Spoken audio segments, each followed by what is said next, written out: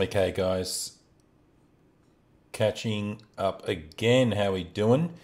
This time we're going to cover off part two, I guess you could say. This is a animated video that we've been working on for a client. So this was a kids video, and just to give you an idea, this is kind of what we've been working on. Let me just bring this little guy into the screen.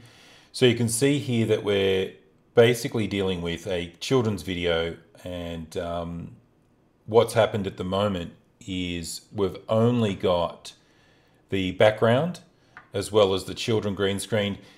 There was a couple of different techniques that I experimented with in terms of removing the green screen.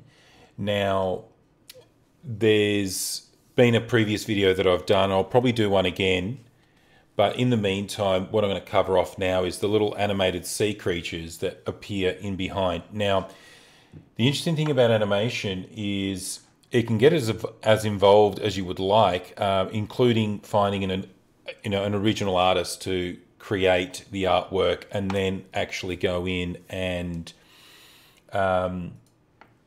literally, in this case, we just found some stock art. But quite frankly, what you could do, as you can see here, I've just been mucking around, sending this through to the client, seeing what they think.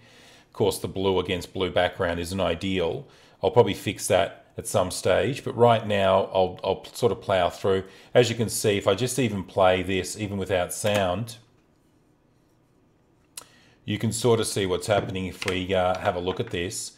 You can sort of see the creature's not really doing much. It's just sort of drifting up. And this would have been fine if the creature was in the background, say, much further back, say, after multiple layers. But being that it's the only sea creature there, you can sort of see that it doesn't really do much for the project. So what I've decided to do is go back into Illustrator, and I'll show you what I've done to get to this stage, but I might as well kind of take you through the change that's been happening. But essentially what we have now is the puppet tool being used. You can see it's sort of kind of morphing, and it's looking like it's moving. So that's giving it a bit more dynamism. Now, how much and how far you take this is clearly and obviously, it's up to the budget of the client, of course, and up to yourself what you decide you're going to do. But clearly what we're going to do here is just use the puppet tool to animate some of the little features. And you can see it's right here, the puppet pin tool, Control P on a PC. So what we're going to do is we'll start with this little piece of animation, possibly starting with this little leg. And so what you do is, if we have a look, we've pre-composed the whole project so that this is a pre-composed section. In other words, it's a composition that's then added to another composition, and that way we can focus on the animation of this little octopus. Once we've got the animation done, we then just grab the composition and drop it into the already existing composition of the two little girls dancing against the background. So obviously the black denotes that that's transparent, so we're only focusing on this. So let's just zoom in a little bit just by using the scroll tool and the hand tool. And what we're going to do now is open up here, and I'll show you how this all works. But essentially what's happening is you click on the puppet tool, puppet pin tool, and you start adding all your pins, which we'll do in the next clip that I work on. And let's just have a look. So we're basically going to go into, let's have a look. Is it under mesh? Okay, so pin number 1, pin number 2, it's obviously in order of the pins. Now, if I wanted to, I could actually move this up as well.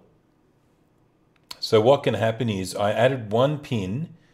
So I did my first pin, clicked the pin tool and added one there. Then I added one here. So what that allows me to do is actually bring the little guy up. So as the head's moving up, it sort of looks like nothing's happening now. So what we can do is, because we've selected this second pin, we can now open that up and move it so that it sort of moves up, okay? So now what's happened is it's coming through, and then this next piece is starting to move up now. Or is it? Let's have a look. It's actually not having the effect I wanted. So what I'll do,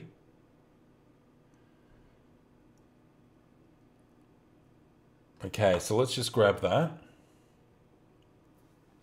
Now to jump to the next keyframe, we're going to click the little arrow here to jump to the keyframe and grab that position tool again and see if I need to squeeze it up a bit.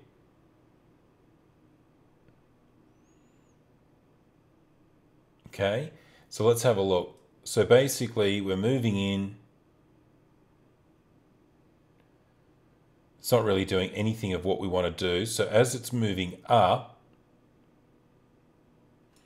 let's just move this to here.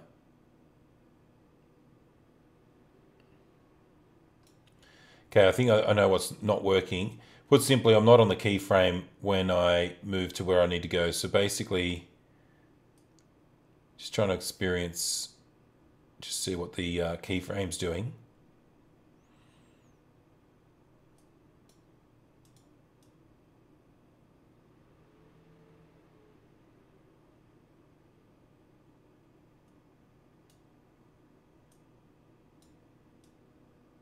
Okay, if I'm having no luck, what I'll do is I'll just delete the keyframe and we'll start again. Let's have a look. So we're moving through, the headpiece is moving up, then the headpiece moves down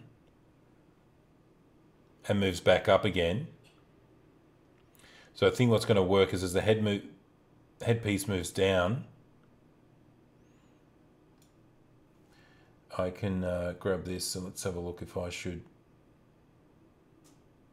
bring that down a little bit. So we're going 1. So we're trying to make it look like there's a little bit more animation going on. Now, we'll grab another one. This time we'll grab the third piece, which is this little guy, right? So that's the third one, pin number 3. And we'll look at creating a keyframe. Or we can just move the position. So we're just going to move the position, say, up. And we're not trying to do it too full on. We just want to move the position a little bit. And then once we get to, so we've got the,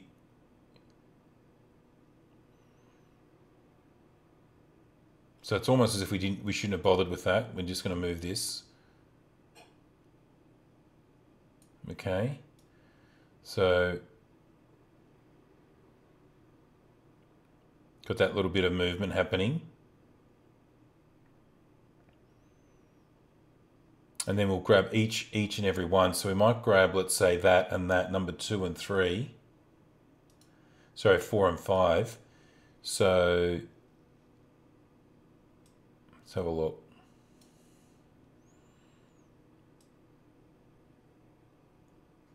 Now, I'm not trying to give this too much animation, once again, because of the budget. It's really the budget that determines how much work we're going to do. So, you know, we're just trying to give it a little bit of movement. Anything to just sort of break away the idea that it's not even, you know, it's just obviously a piece of artwork that just seems to be flat and doing nothing. So we'll open up these 3 now, which means that we've got pin 8, pin 7 and pin 6. So we'll move pin 6 about here.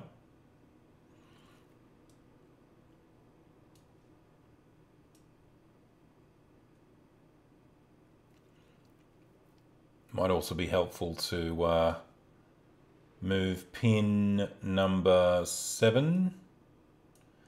And then we move a little bit further and we move pin number 8. So at least what we're doing is, as this little guy's drifting through, it looks like it's pushing And then you can, grab pin number 1 again to make it look like it's moving its legs. Sorry, pin number 1's the wrong one.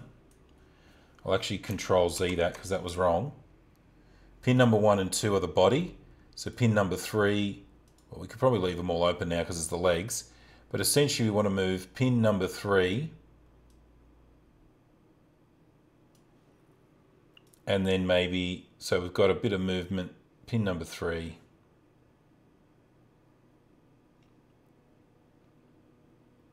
So we'll move the pin number 3 a little bit earlier and then move it again.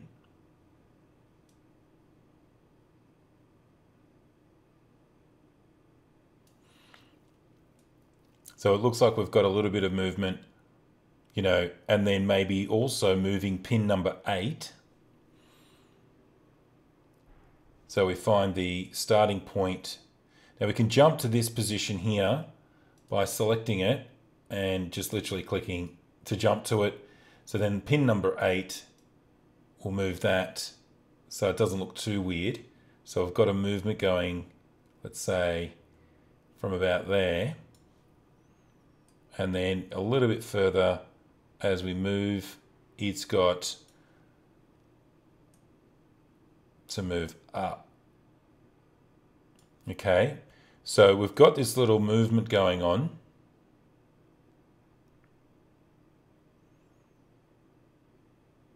And you can see how, you can look at, well, while it's rotating, we'll actually move the pin for number 3 to make it look like it's, using its legs to push away. So you can see that you need that little movement to show that it's moving itself. So, okay, so what we'll do is we'll save that and click this little arrow, go back into the project, and you can see that this is the octopus sea creature. So this is a composition here that also sits in the second clip, I believe it is. So if we go back to here, there it is there, octopus sea creature, there's the composition. You can see it's changed. So we'll get rid of the graph and I'll show you what's going on, but essentially,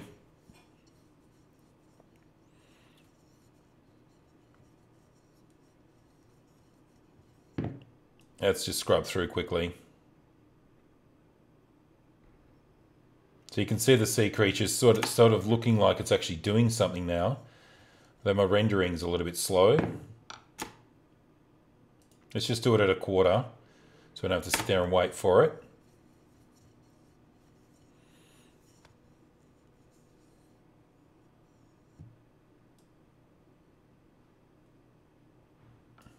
Okay, really bad render at the moment.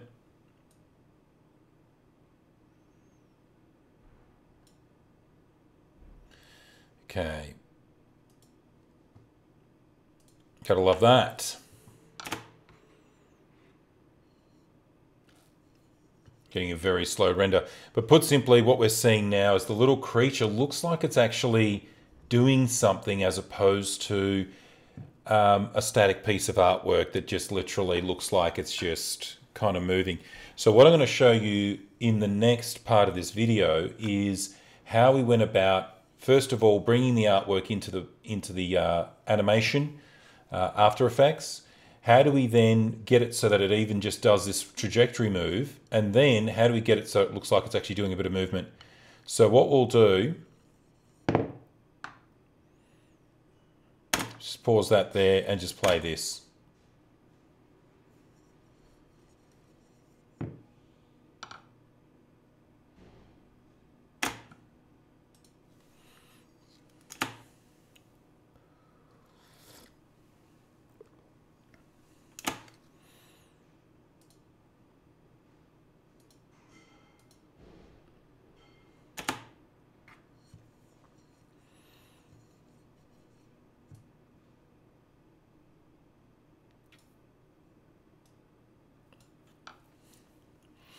Okay, so let's just save.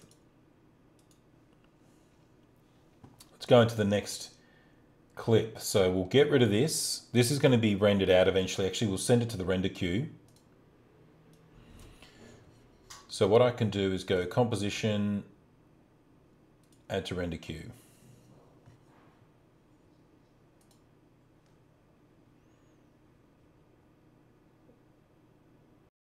And that's going to be underwater limbo. I believe it's the second clip. Actually, it's the third clip. So third clip, and we're just going to put a number 2 around that. So that way we know it's second version for V2. Okay. V.2 or V2 to tell me that it's the second version of the same clip and to be replaced. So that's sitting in the render queue. We'll be rendering that shortly. Okay, so that's that one done. And that's the little composition for the sea creature. So we're going to get rid of these two now. Now the fish sea creature is a little bit lame, so we're going to fix that. Let's just get this sorted out as well. Now the best thing we can do here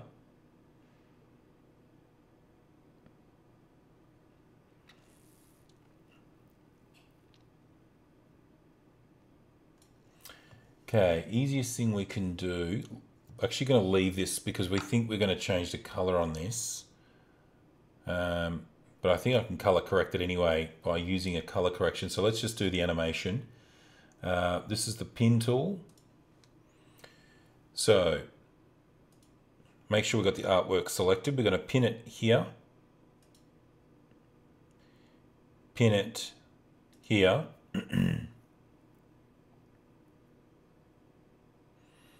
Pin it there, and then pin it here. So we've got the mesh and the deform. So the first pin you can see is highlighted. So what we're going to do is pick where we want that. Now, with no point doing too much animation before, but what we can do is make it look like the fish is so what we can do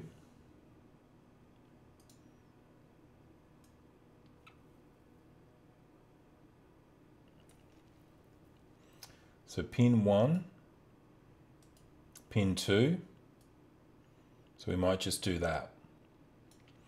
So the first thing we're seeing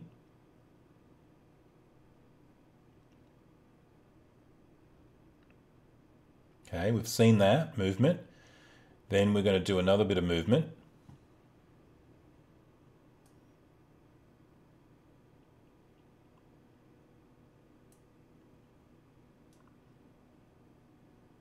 Okay. So we go 1, 2, so we've got the first bit of movement, right? And then we make it look as if the movement is initiated by another flutter of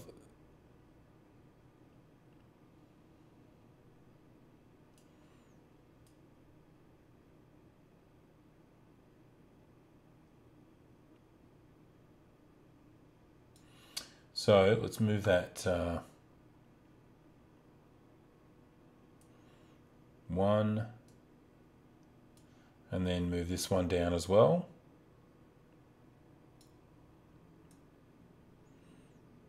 Let's just see what's going on.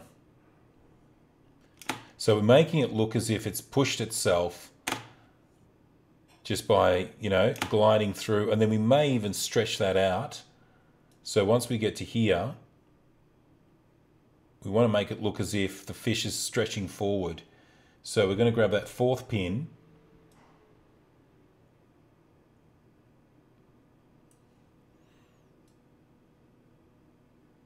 Let's have a look. Okay, and then we want to stretch that face forward. And I think we're going to do it about here. So we're going to make it look as if it's just stretched itself forward. So we're going to move that face forward like that.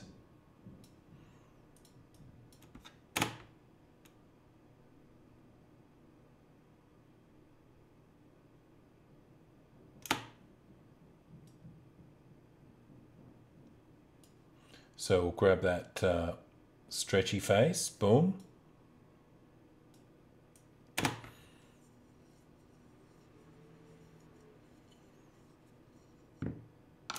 And then what we want, we may be better off getting the fin, which is pin number 3, and we're going to stretch that a bit down, stretch that back,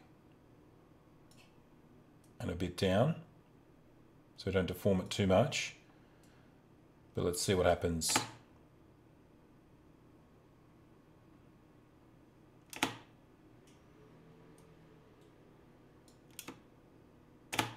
So it's, technically speaking, this is all to do with motion dynamics, and that's really what you're dealing with here. But for the sake of what we're doing, it's more so, well, you know, you could, like I said, spend quite a bit of time in here getting perfect motion dynamics, but really we're just trying to show that the fish is moving forward and it'll glide down. So what we might do, somewhere in here, there should be another flutter of its fin. So we might do 1 and 2.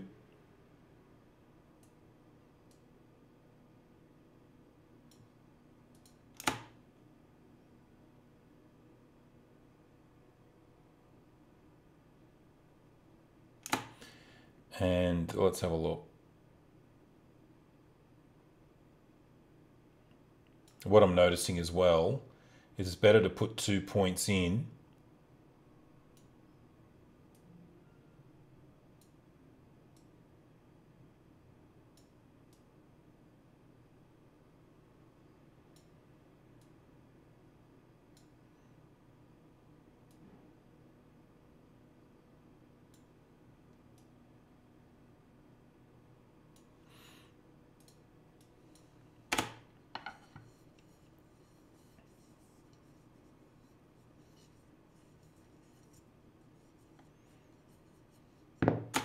So what we can do now is we're going to do a little movement, the initial movement, which we think is going to be a kick up.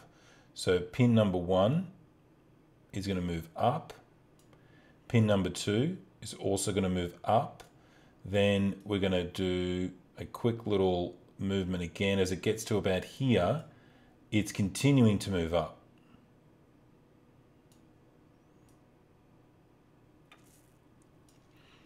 So let's just see what happens there.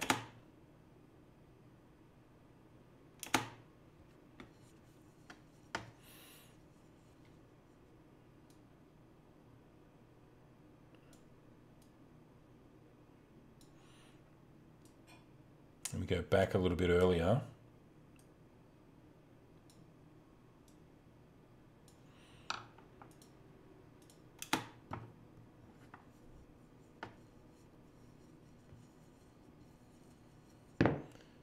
Okay, so that's that. Save. And if we go back to the actual original comp, as you can see, that will have updated. A bit frustrating, but how slow that is, I'm quite surprised, but that's really, really slow.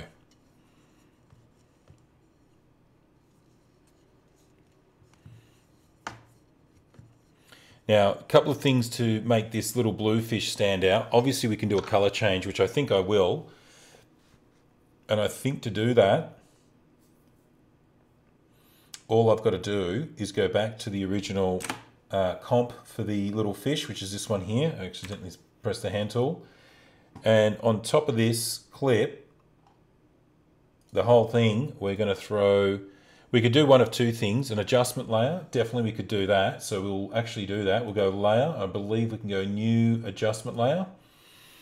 Then go into here and actually choose color correction. So let's have a look. We've got to find the color correct. Where are we?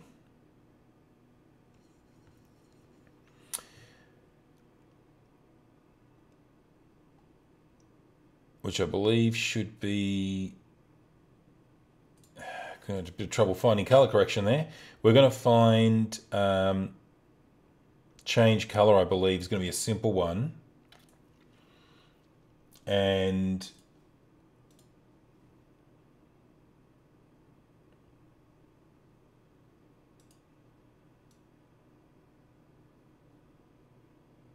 Nope, we don't want to do that. Let's put that back to 0. What do we got to do here? Change the color, hue transform.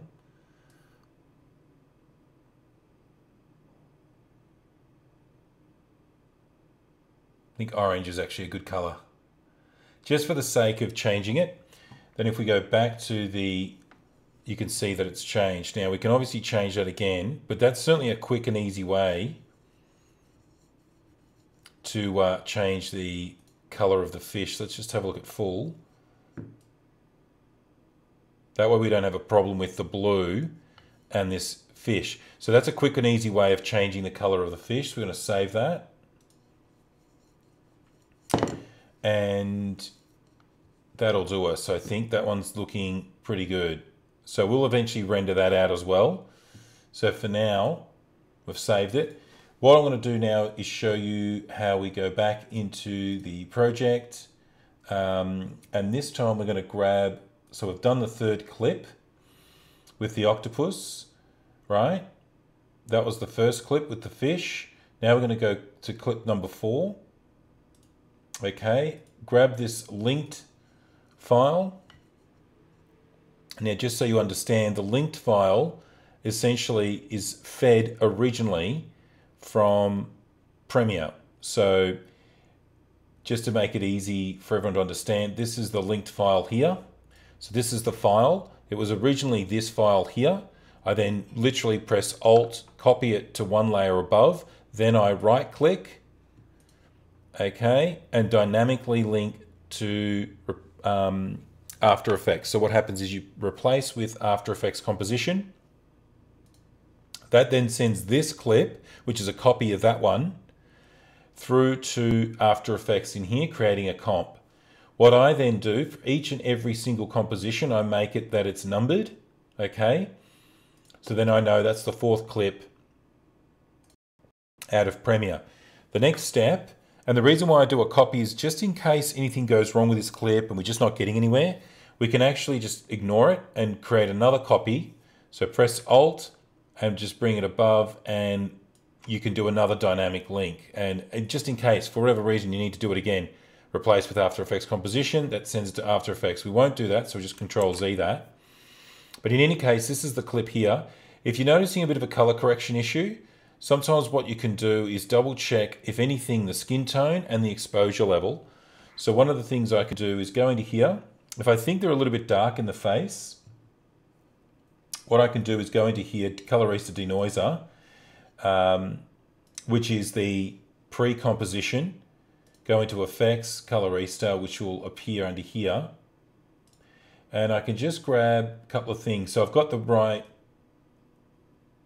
effect going on, but I'm just a bit concerned about the exposure level, which seems to be a bit low. So we're just going to bring that exposure up a little bit, just a touch, just to bring up their face. Another quick technique for checking skin tone, what you can do is very simply, we've got the scopes here, the lumetri scopes. Okay, if you can't see the scopes, okay. So what you do is you go vector scope. Actually, you don't want that one. We want the vector scope. Get rid of the waveform. And we're sort of seeing everything, aren't we? We kind of got no idea of what's what anywhere.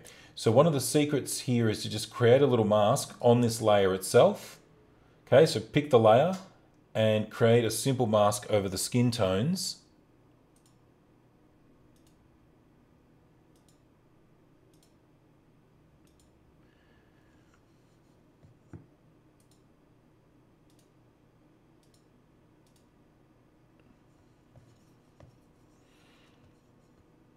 And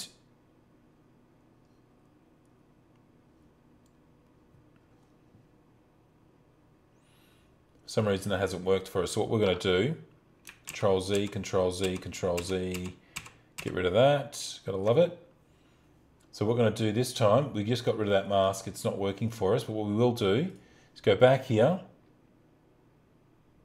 Notice it just changed the colors. Okay, it's creating a shape layer. Once again, another little problem because I haven't got the... Let's go back to project because it's confusing the crap out of me at this point in time. So we're going to try that mask again. Got to love the complexity of After Effects. Just trying to create a simple mask is a bit of a task in itself. Got it. Okay. So what we're doing now is we just want to see the skin, don't we? So what you do is you grab this little mask, but you actually hide everything else, and you can see if the skin tone's correct. It should be sitting against that skin line. So grab that mask, see if it lets me move it. Of course it won't, because After Effects is not a simple program to use. Control Z, because that's just making a mess of everything. Gotta love it.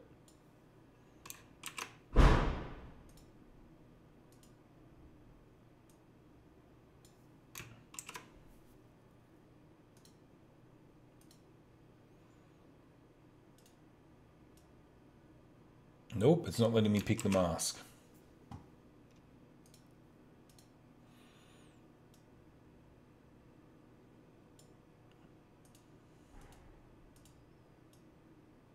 Nope, okay. Gotta love this. So what we'll do,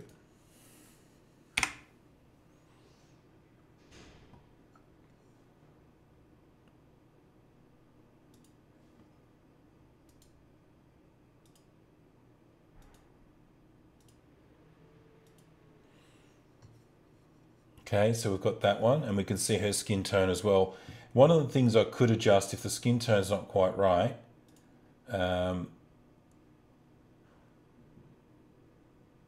is I can see that that might need a bit of adjusting.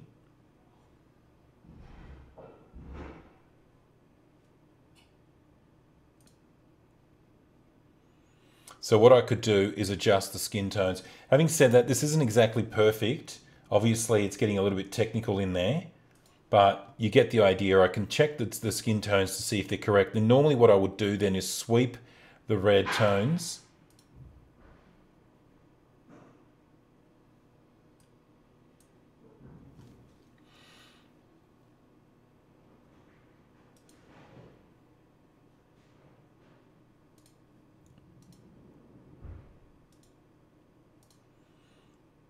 And that would be done here. So what I could do is, knowing that her skin is sitting a little bit here, I may grab these highlight colors or these shadows. It's generally the orange that needs to be brought around.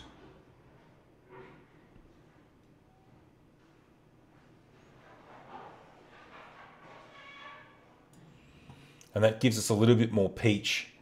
And if we go back to that, you can see it's swung it around, which is exactly what I was trying to show you. So we've swung the skin tones around.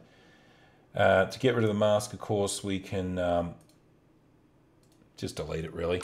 So we delete the mask, and then we turn the background back on. And we've kind of evened out her skin. We've lifted up the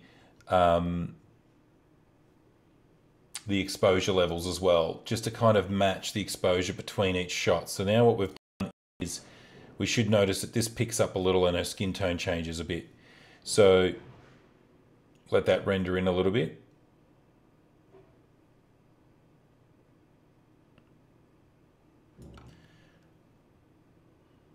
Okay, so we've kind of got a little bit more matching going on. Now another thing we could do is also create a mask on the shirt. So you can see this is a very intense bright red, and then all of a sudden the red seems to have dropped off here. So we may affect the saturation.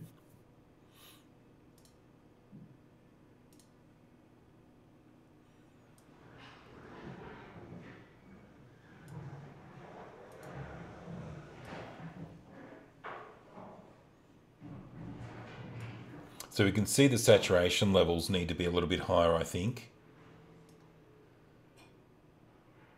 And if we go back into the original, we should see that jumps back up, which it has. So what we've done there is we've matched the shirts a little bit more. So his red shirt should match that red shirt. Certainly shouldn't have been as different as it was. So we just needed a little bit of punchy color, a little bit brighter, because it was just a little bit faded. So that was a bit of color matching there.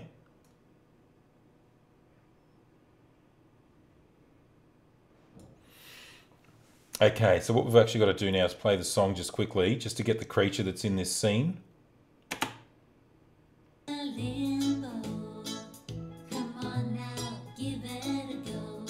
There's no creature in this scene, but we've got to make sure.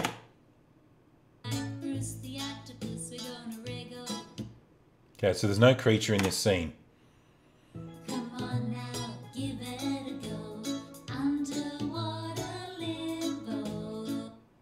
Okay, now. Okay, so we've got a dolphin creature in here. I'm pretty happy with the color saturation in this, but this is obviously clip number 1, 2, 3, 4, so we're up to the 5th clip. That needs a dolphin creature. The dolphin creature, the way I did it, here's the dolphin creature. Basically what I did was create a new artboard. Okay, so create a new artboard, and what we then do is we grab one of the creatures, and so using the V, so the select tool, we could grab any one of these. Let's just grab the whale and put it in on its own little layer. So we can put it down here a little bit. And then all you got to do is grab the artboard, adjust tool,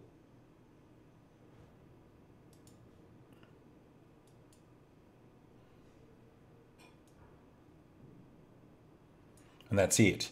Now what we then do is once we've got that sitting where we want, all the different creatures, we just go to File, Export, Export for Screens, and then choose which artboard you want. So we've already got all these others, but we may just want that one there, the whale, okay? And then you just export artboard, that'll export it to wherever you want, and then of course we bring it back into Illustrator by double-clicking, bringing it back in.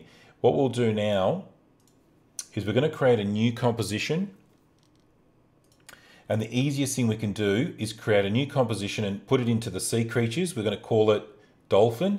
So we go to Composition, New Composition. We're going to leave it at 1920 by 1080. Everything's going to stay the same. The only thing that might change is the duration.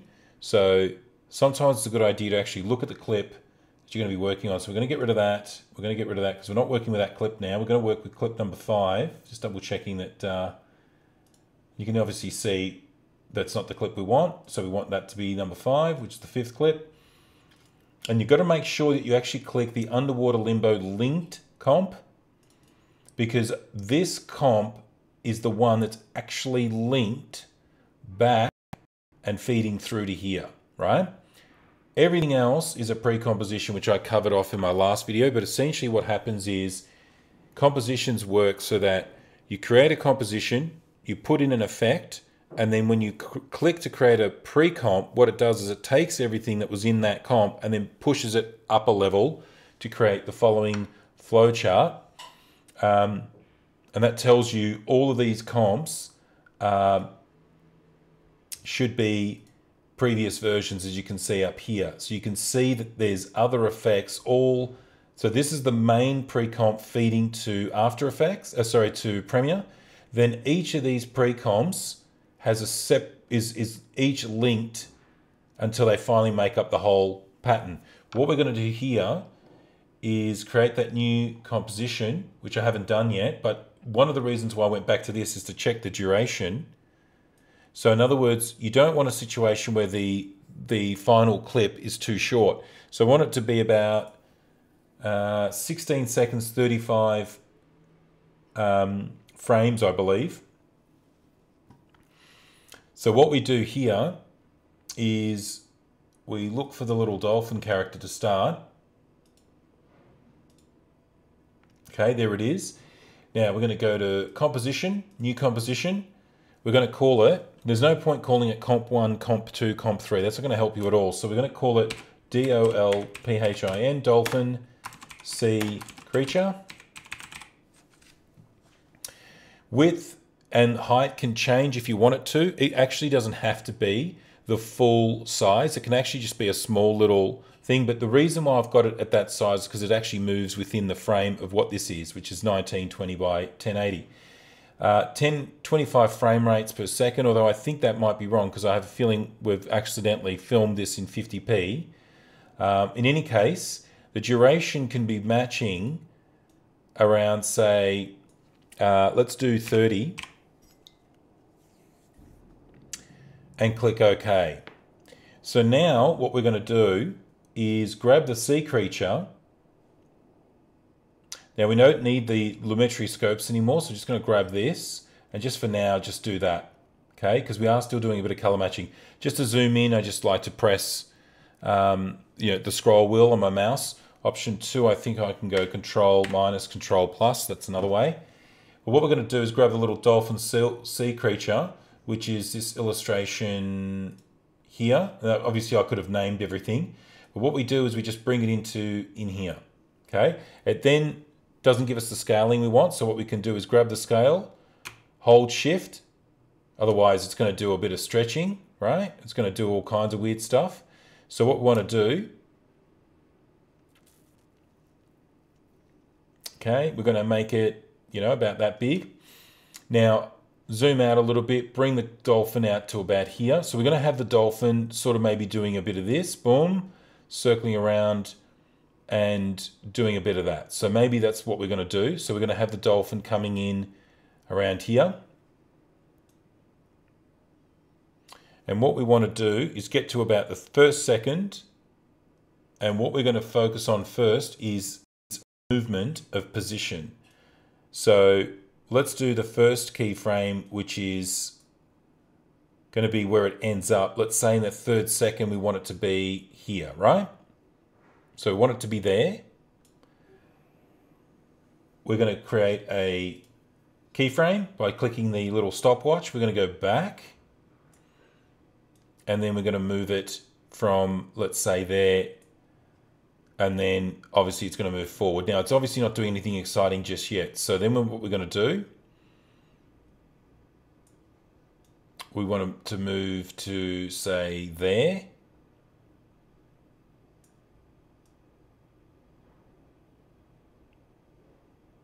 As you can see, and then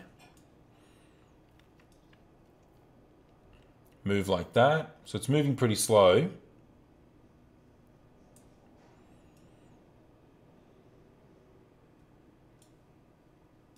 And then we might have it moving out, okay? So what we've now got is something very simple. It's just moving in.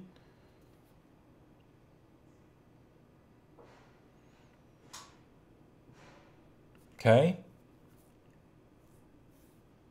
And then moving out. So now what we're going to do,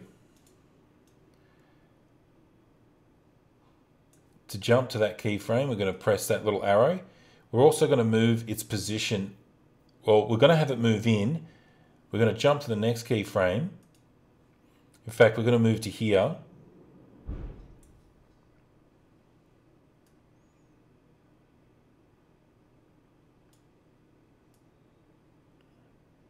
Okay, and have it go up.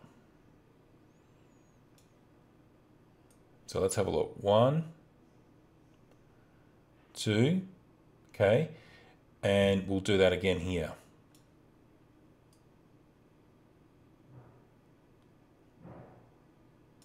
Okay, so it's not just moving in a linear way now, it's going in 1, 2, and then we'll do it again.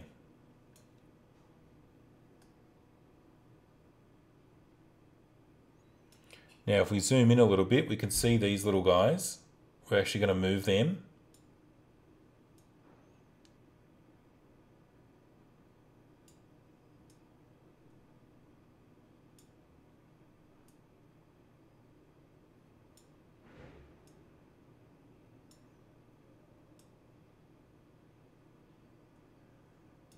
Okay. So let's go back.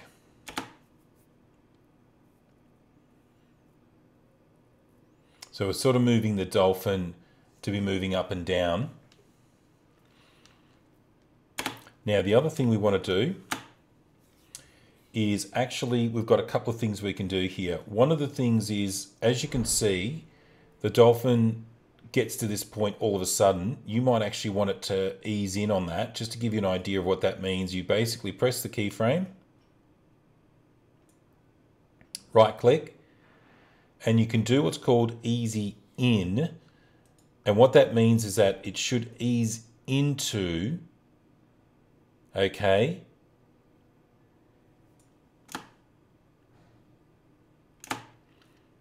and then here we can also do easy in as well, or the option of doing a keyframe of easy ease. What that does is it means it's going to ease its way into here and then it's going to ease its way back out of there as well. So let's have a look at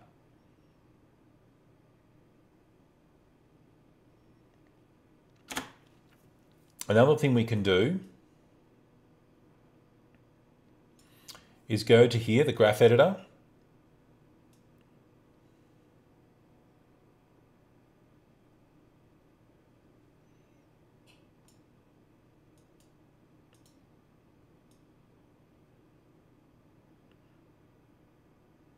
So you can see what's going on. You can see that we're moving, how quickly it comes in. Or it's actually, it's X position there.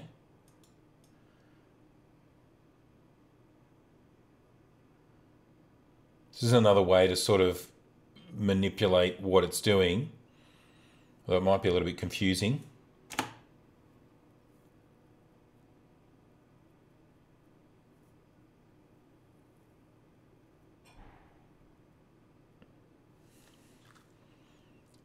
Now that seems to be to do with position, and it's not to do with the speed at which it's moving. It seems to be its position.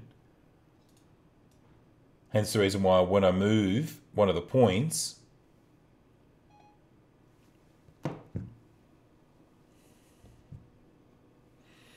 okay.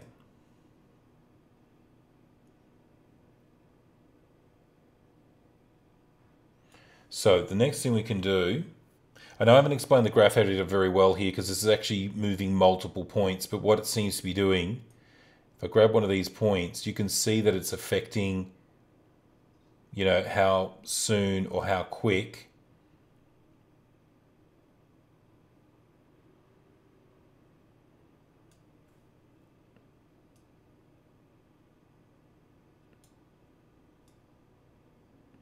so this is obviously controlling where the dolphin moves.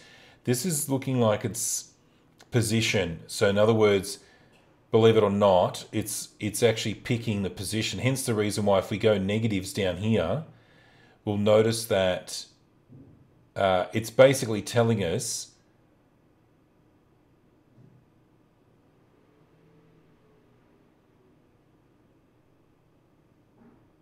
it's quite confusing actually how it starts out, and then we'd have to use a simpler path of movement to kind of work out what the graph editor is doing. Because I've actually introduced all of this confusion, it's actually creating something quite technical.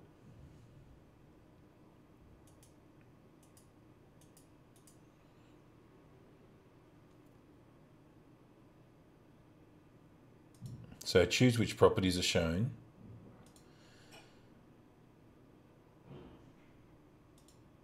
So we're looking at edit value graph, edit speed graph. So this was showing us the value graph, which to be brutally honest with you is a little bit sort of technical in what it's trying to tell us, especially when we've started to do this wave stuff. What we're better off looking at is the speed graph, because the speed graph tells us that this is coming in at a steady rate. Okay, and then we can see that there's some steady rate changes there. They're pretty flat.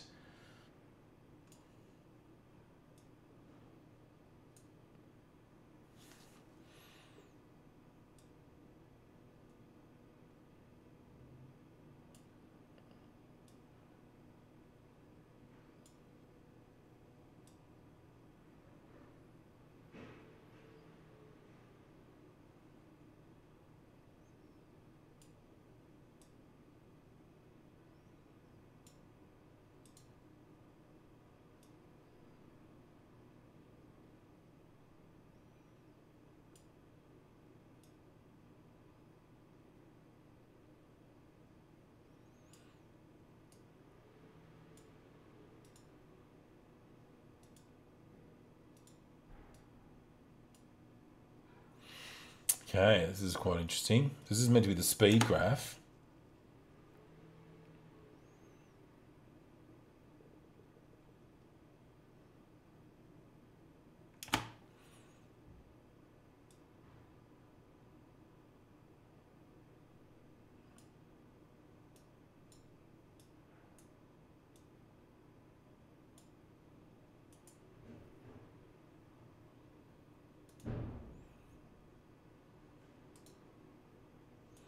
See if I can do keyframe assistant easy ease, and that way that will clean up the way that was working.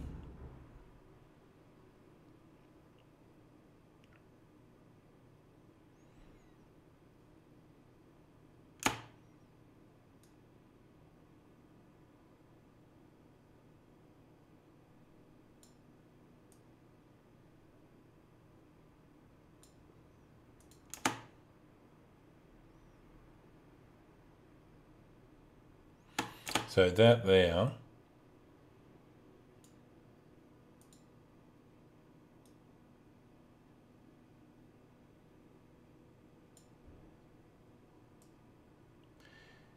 I mean, you can really muck around to see what goes on here, but this is trying to tell me the speed.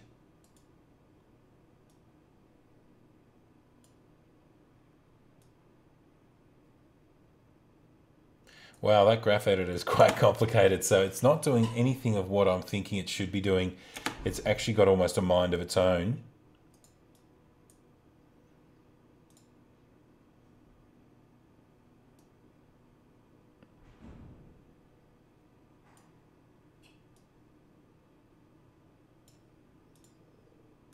Let's see what's going on now. So I'm going to safely assume that this is speeding it up. Let's see if that's the case. And then boom. Okay, so this is technically the speed, and it's telling you that at this point it's meant to go faster. The only thing that's not happening is it's not allowing me to change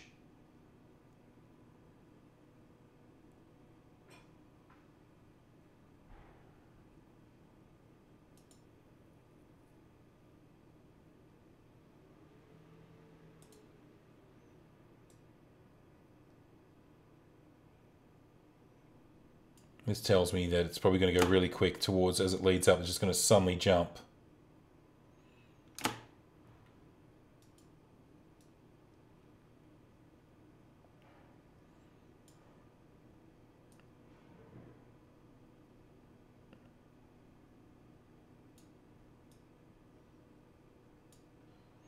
So we should suddenly see a jump.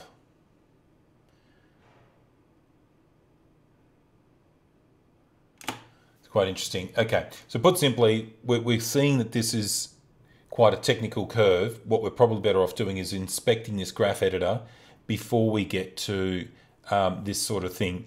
Because if we start doing all these keyframes,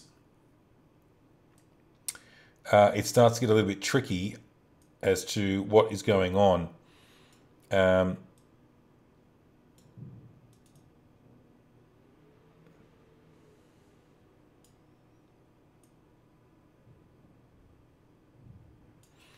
So if we have a look, what we're seeing is a reasonably even jumping, and then all of a sudden it just spikes like that and does a quick little jump and barely moves. So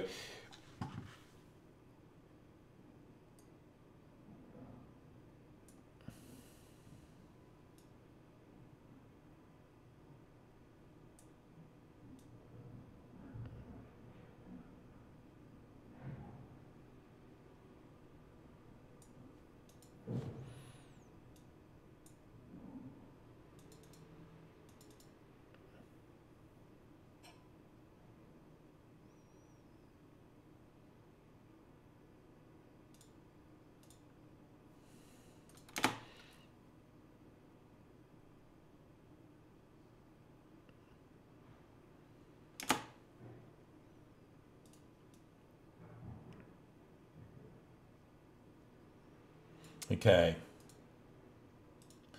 So the other thing we want to do is actually control the animation of it as well. So we're going to get rid of the graph editor by clicking that little graph button there.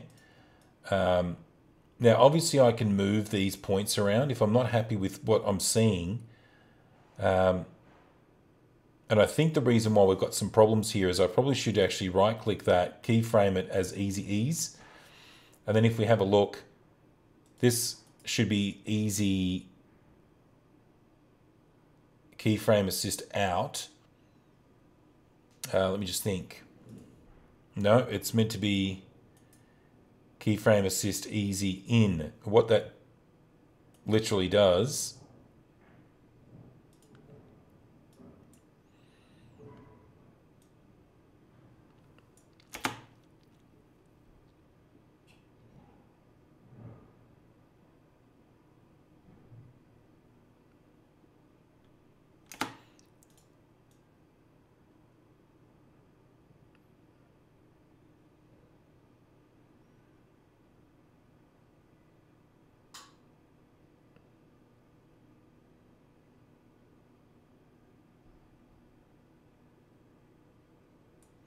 so that's that keyframe there.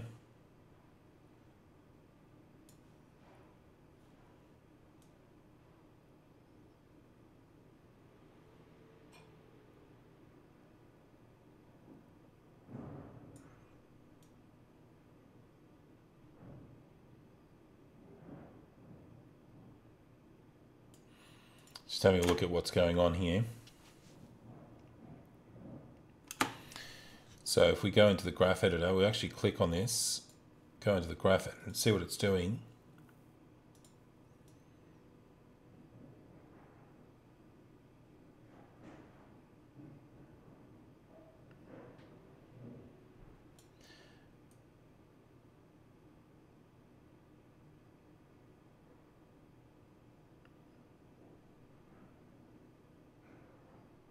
Let's have a look.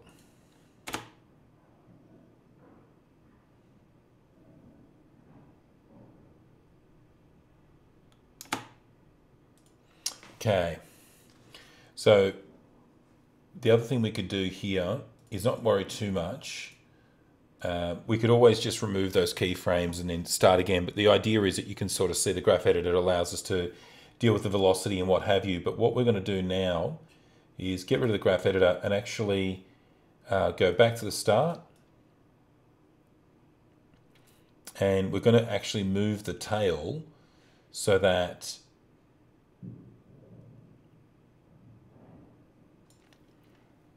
by grabbing the pin tool, we're going to put one there, and I believe one should be in the body, mid-body, and then 1, 2. So let's go back to the first one. We're going to open these all up, otherwise it gets a bit confusing. So the first one,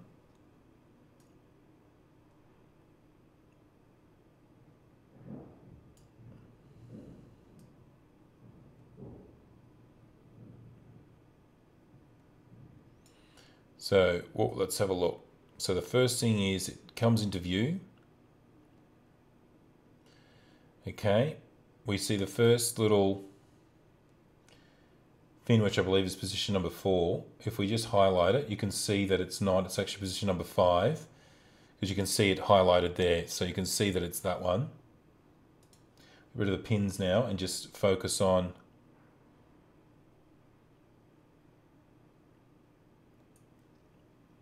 as it comes into view.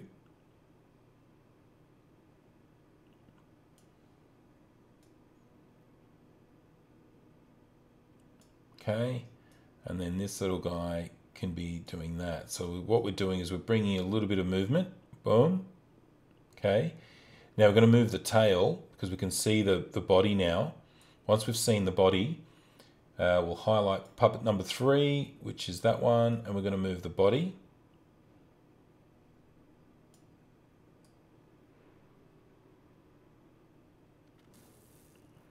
Okay, 1, and then what we're going to do the best thing you can do now is get a little bit of body movement happening a little bit sooner.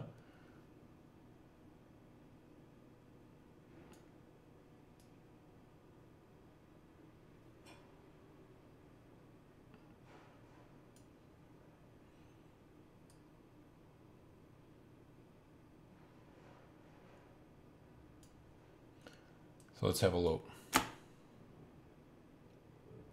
Okay, so now we'll get the little tail moving as well. The point here isn't that I've got exactly perfect, movements and whatnot. The point is, of course, that you get that there's quite a bit of work that you can do here.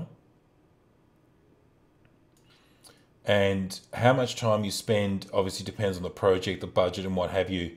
But the whole point is that you can see we can move things along, and then once we get to about here, we can, move the head again.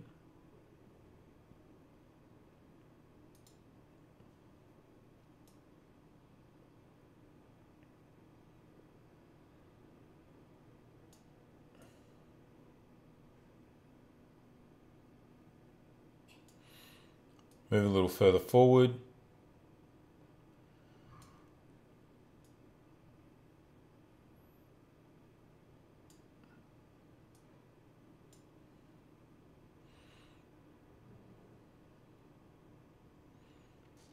Pin number 3, which is the middle.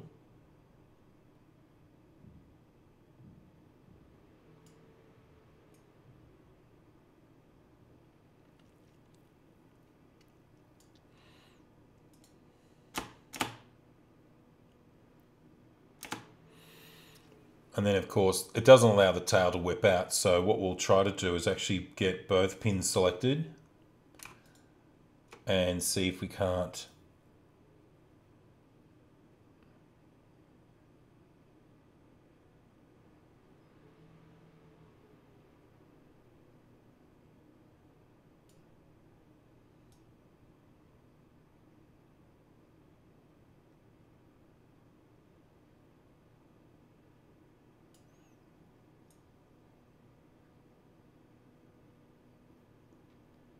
okay, and then we make it look like it's, as it's bringing itself in, we make it look like it's, so another way you can sort of get your movement right is actually focus on one part of the body and then do another part. So basically what I've just noticed here is you go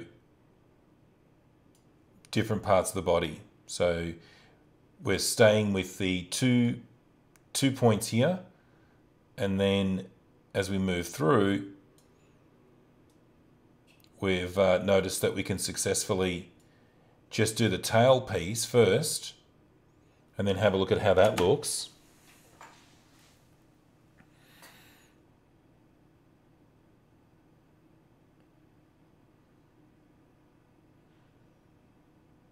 Okay, now you could do more. You could keep playing with that, but essentially you've noticed that we just did all the tail work. The next thing you could do is you might think, okay, I want to get the head movement right. So I want to make sure the head's doing the right thing. Now there's no head pin in here, but let's focus on these two. So let's get them selected. So we've got position number, pin number 4, pin number 5, they're both selected. And what we can now do is move them in together. So we're stretching it out, moving back, and then stretching the dolphin out. So checking to see what it's doing.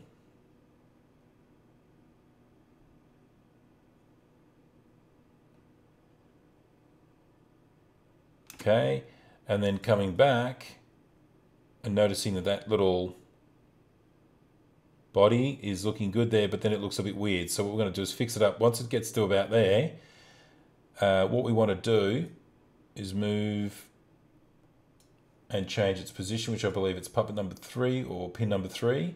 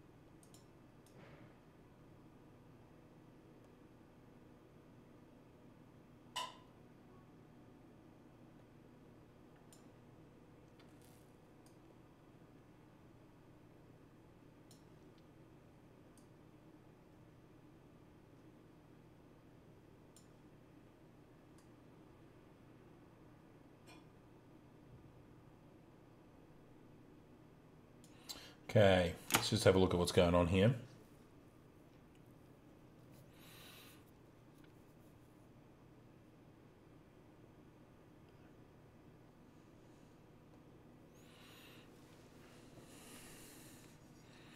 So that's pretty much what it's doing at the moment. Now, it may not be doing exactly what you want. Obviously, we can tweak this and retweak, but for the sake of the exercise, I think you get what's going on. Now, clearly, these can all be selected, moved, shifted, tweaked, and you could do that again and again. So, for example, I think if you wanted to fix something in here, just to give you an idea of one of the points to make it work better, as you can see, it's got a bit of a weird thing going on here. So what we might do is try to work out, well, where's the problem? It seems to be bunching up in here.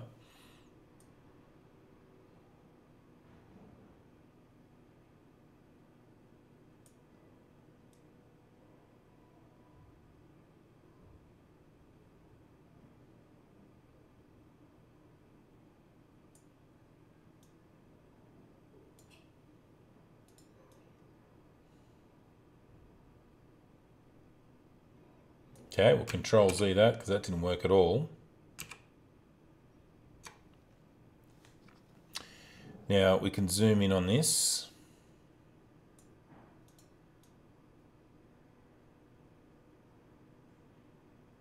Okay, we've definitely got a problem now, so let's just fix that.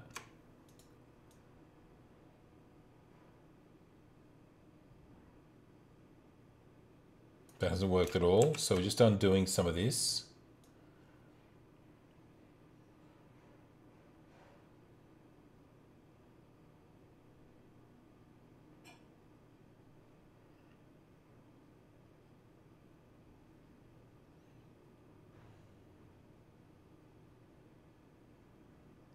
Okay.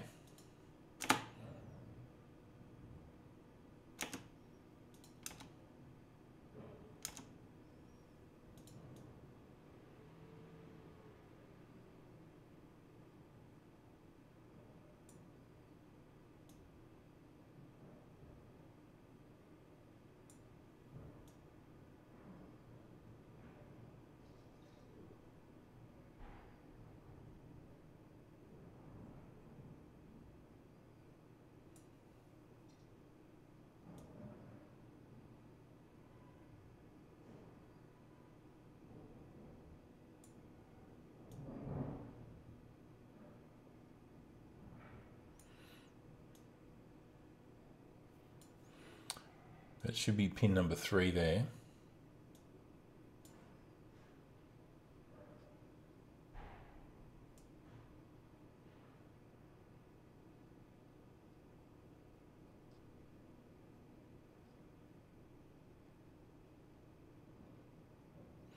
So we're just trying to see what's going on. Okay. So what I'll do now is go into the project and actually grab this dolphin sea creature composition. Go back to what was here.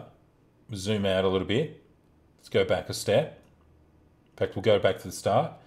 What we're going to do is make sure we're in the underwater limbo linked comp, because that's the one that's, like I said, linked to here. And we're going to grab this dolphin sea creature and place it right there. We zoom in a little bit, grab the hand tool so we can move it so that we can see what's going on. In fact, go back to the V tool and we're going to go back to fit and see what happens. Okay, we've got full, so that's rendering really slow. Let's go a third.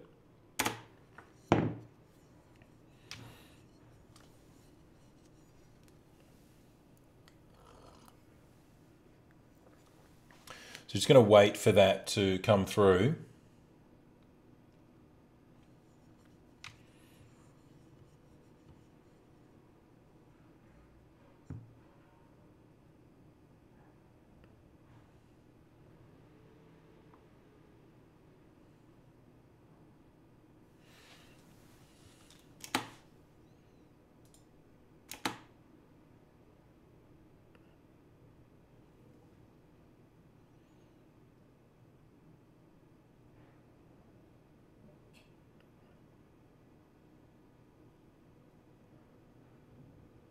Okay, something's not working. I suspect it's because that's the final clip. So we've designed this so that the final clip is actually final render.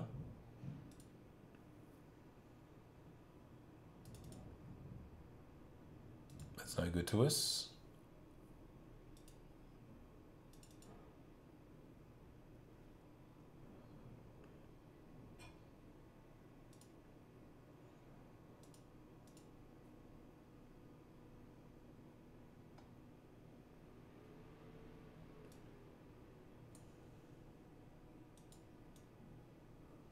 Okay, we've got a bit of an issue. We've got the final render output.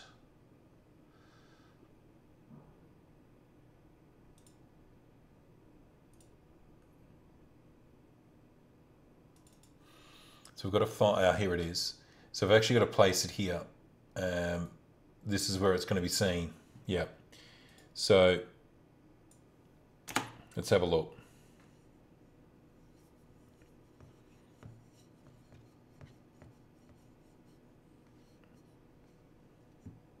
So what was happening there was the final output, hopefully, is going to come through here.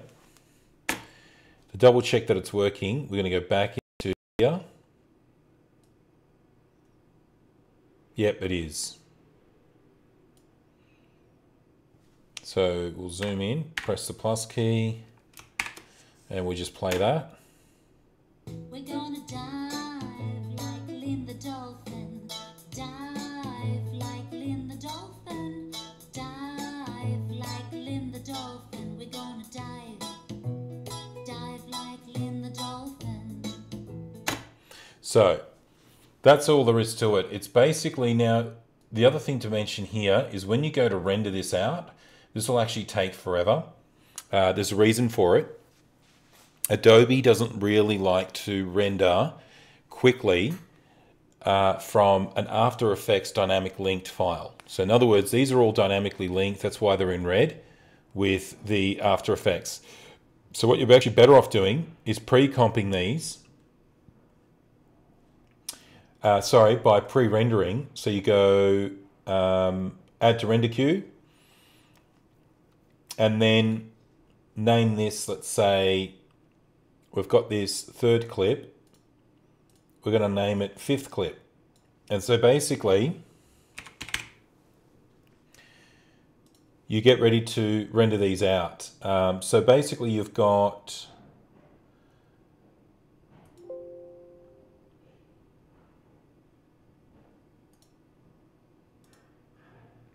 so you can see here, third clip, version 2, fifth clip, and then you can go into the fourth clip as well and render out that one as well. So what we'll do is we'll go to the render queue to make it easy. We know that that was the last clip here, so we can actually try to render that out. And you'll notice, for example, the time it takes. Let's just highlight it and we'll render.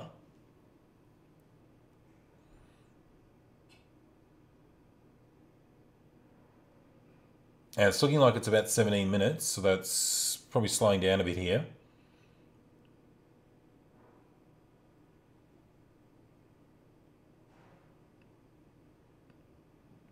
Now, the point I'm trying to make here is that, believe it or not, the render and the render queue method is going to be easier because it's quicker.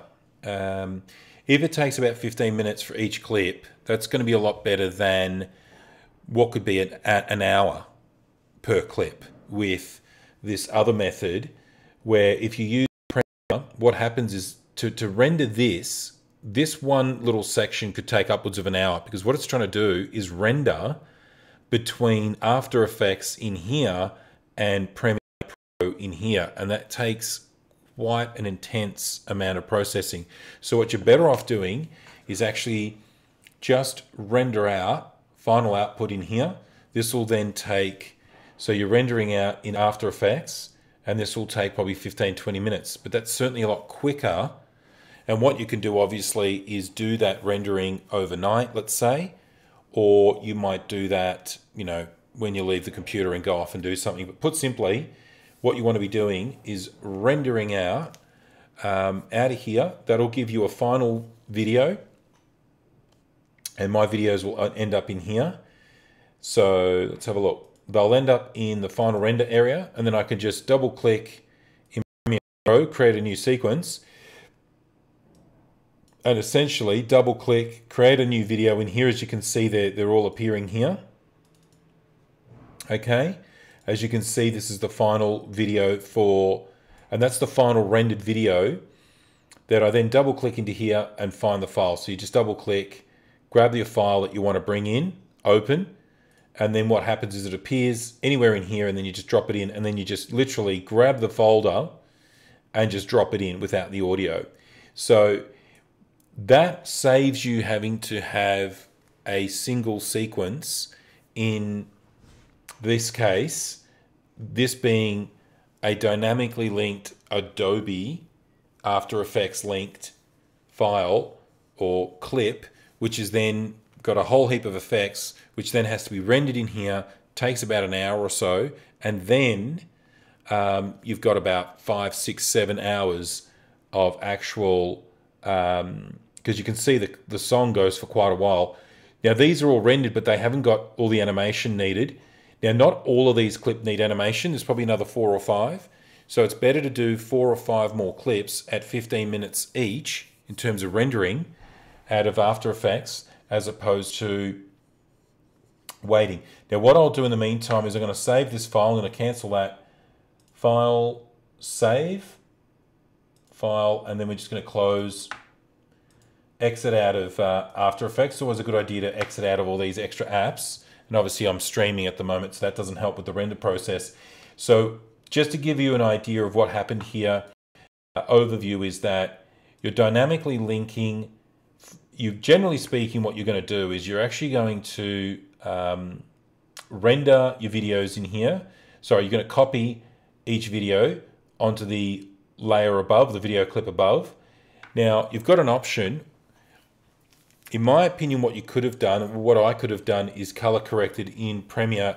But the problem is when you color correct in Premiere and then dynamically link, what ends up happening is that you get this situation where if you do any effects in here and then copy it to there and then dynamically link, those effects transfer out of Premiere into Adobe. So one of the things, After Effects. So what you could do is actually just leave the file uncorrected. As you can see, these are the uncorrected clips. Each one of these now are showing down here. So what you could do instead is assemble your clip, cut everything as per normal. Then what you could do is output to After Effects, color correct every clip to match. Then what you could do is render out the corrected clip. That way you know that each clip is actually color corrected properly. Then once you've done that, you create a new sequence, which would be this, which is all color corrected. Then you could dynamically link back into After Effects. So now you don't have any color correction, it's just green screen removal and anything else that you want to do. So you could, it's jumping through a few hoops, but it certainly breaks down the project into chunks. So believe it or not, that's how you use Adobe. Generally speaking, it's almost like it's so convoluted in the way it can be used, and that's a classic example of how a final video is actually made up of multiple sequences, all designed to give you different stages. So this sequence here could be just your assembly sequence. Then you copy that sequence and leave the assembly sequence as a backup. So what you'd do is you'd actually grab this sequence, and we'll find it. Let's just pretend we've got it in here somewhere. So we grab one of the sequences, like that one. You actually right click and duplicate. And then you can rename the original sequence as a backup. So you just rename it, original edit backup, and leave it alone. Because if anything goes wrong later on down the track, you've got that backup. Once you've got the assembly right, then you do a color correction sequence. Once you've got that corrected, and as you can see, you're round tripping back and forth between Adobe After Effects. There's no need to just do a single dynamic link to After Effects and then pile on a whole ton of effects on one composition. So I think in the future I might actually talk about how I go about breaking it into stages so that there's multiple sequences that then lead to the final product. So sequence number 6 is actually the final output that the client sees, but sequences 1 to 5 are actually each dynamically linking for different stages. And generally speaking, I think you're better off color correcting in the initial sequence. Or put simply, your first sequence is the edited cut, right? That the client signs off on and says, that's my cut. The second sequence is color correction, dynamically linked to After Effects or done within a Premeire, but I would assume you'd probably go into After Effects, do a bit of color correction, then render everything out.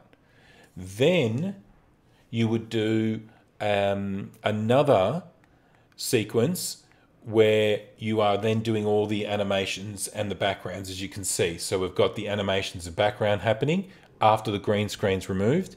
And then finally, you then render all those out to create this final sequence that the client gets. And that way, you've got each stage of this video shoot completed, which would be color correction, green screen removal, and then animation stage. And there's one sequence for each one. It's far better to do that and safer than to create one big convoluted sequence which has got a whole heap of things going on and, you know, really intense, you know, animation and what have you. So as confusing as that may seem, I think in the future video I will explain exactly how that's all done. And as you can see, this this clip here is, you know, almost halfway done, and we should be done by the, you know, another 10 minutes or so. Believe me, that's a lot quicker. And what it's actually done is rendered out a fully completed video with the animation, the background, green screen removal, and the color corrected children in the foreground.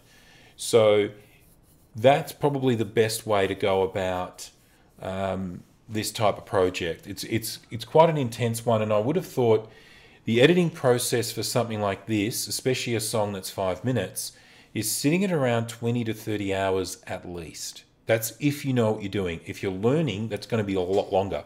But once you know what you're doing, you're looking at around 20 to 30 hours of editing for this type of project. So as long as you're aware of that, I would be more steering towards 30 to 40 hours. So when you obviously budget this type of project, you know how much time each thing takes. Just even the green screen removal could take around 10 hours to remove all the green screen from every single clip. So I'll leave it there. I think my next video is going to be a fresh one of these clips where we just drop in the animation, oh sorry, the little character, and then we animate it the way I showed you. Now, like I said, it can obviously be tweaked to the cows come home, this type of project, and it can get quite in depth. But in the meantime, I think you've got an idea of how that can be done. But cheers for watching, guys.